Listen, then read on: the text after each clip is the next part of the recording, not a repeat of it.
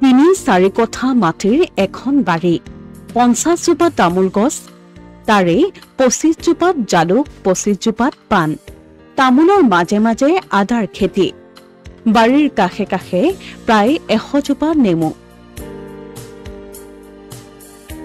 এনে এখন বাৰীৰ পৰা আপুনি এগৰাকী উচ্চ পদস্থ চাকৰিয়ালৰ দৰমহাৰ সমান ধন আৰ্জিব পাৰিব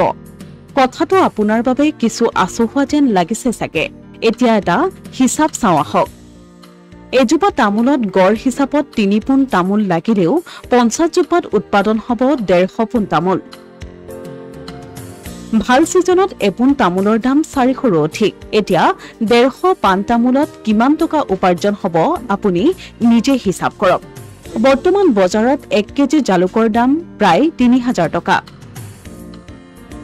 তেনেস্থলত এজোপা জালুকৰ পৰা যদি 2 কেজিকৈ জালুক উৎপাদন হয় মাহে 50 কেজি জালুকত প্ৰায় 1.5 লাখ টকা উপাৰ্জন কৰিব পাৰে এগৰাকী খেতিয়কে ঠিক তেনেদৰে এগৰাকী খেতিয়কে জনোৱা অনুসৰি 25 জোপা পানৰ পৰা 300 গুছিৰো অধিক পান উৎপাদন হয় যি সময়ত বিভিন্ন ধৰণৰ অন্যান্য খেতিৰ চাহিদা ক্ৰমান্বয়ে বাঢ়িছে তেনে সময়ত এনে পৰম্পৰাগত খেতিৰ এনে লাভজনক ব্যৱসায়ৰ কথা আমি ভাবিব পৰা নাই কিয় অৱশ্যে ইয়াৰ মাজতে কিছুৱে এনে চিন্তা নকৰা নহয়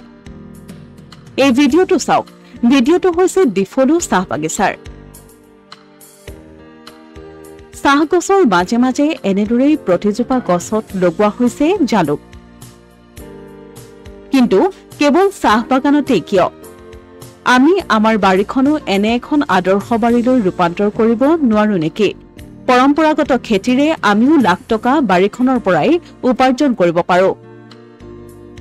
এখন বাৰীৰ যদি চাৰিওকাষে নেমুৰ গছ ৰোৱা হয় তেন্তে তাৰ পৰাও বছৰি আপুনি লাখ টকা উপাৰ্জন কৰিব পাৰে বৰ্তমান বজাৰত আদাৰ কেজি 200 হালধিৰ কেজি প্ৰায় 400 আমি কৈ থকা আদৰ্শ বাৰীখনৰ তামোলৰ মাজে মাজে যদি আদা আৰু হালধিৰ খেতি কৰো তেন্তে তাৰ পৰাও ব্যৱসায়িকভাৱে যথেষ্ট লাভৱান হ'ব পাৰি অসমীয়াই এই কথাবোৰ ভাবিব কেতিয়া এদিন নিমখৰ বাদে একো কিনি নোখোৱা অসমীয়াই এনে পৰম্পৰাগত খেতি কৰিও ৰজাৰ দৰে খাব পাৰে কিন্তু দুৰ্ভাগ্য যে এনে মানসিকতা এতিয়াও গঢ় লৈ উঠা নাই বাবেই সকলো থাকিও আমি বেলেগৰ ওপৰতেই নিৰ্ভৰশীল অসমীয়া প্ৰতিদিন ডিজিটেল ডেস্ক